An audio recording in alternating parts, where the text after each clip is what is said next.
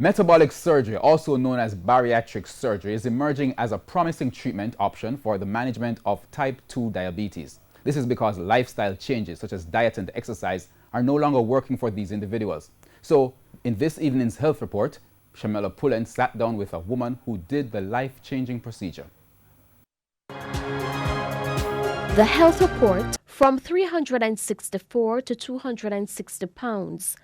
It may not sound like a lot for some, but for Tamika Brown, it's sweet relief.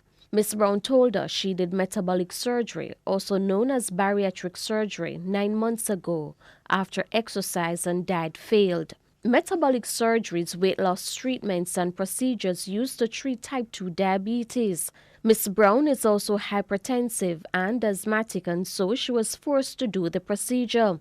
The mother of one explained she's not sure how she got to that size. I have a child I have to take to school. So I have to drive out by 5 in the morning because of where I live. So I get up like at 4 o'clock, prepare breakfast for her and not for myself because I'm rushing.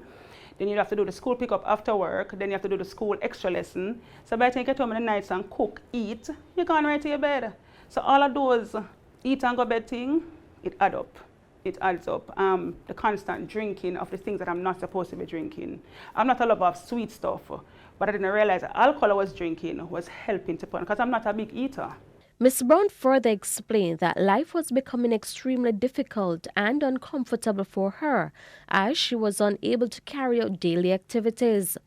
I couldn't walk from here to the door without being all short of breath. You know, I couldn't walk up a step. I was dry, like very dehydrated all the time. I couldn't cross my legs. I couldn't sit back and cross my legs. I couldn't bend to buckle my shoes. Those were the issues. Ms. Brown did surgery last year, July.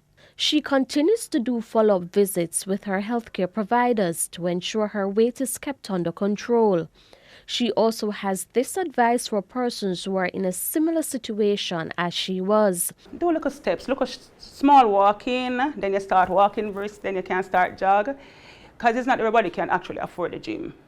So you can do it in your own space. What I usually do, I used to go on YouTube, put on my favorite artist, Beanie Man, playing video, dance on the spot, because that allows you to sweat.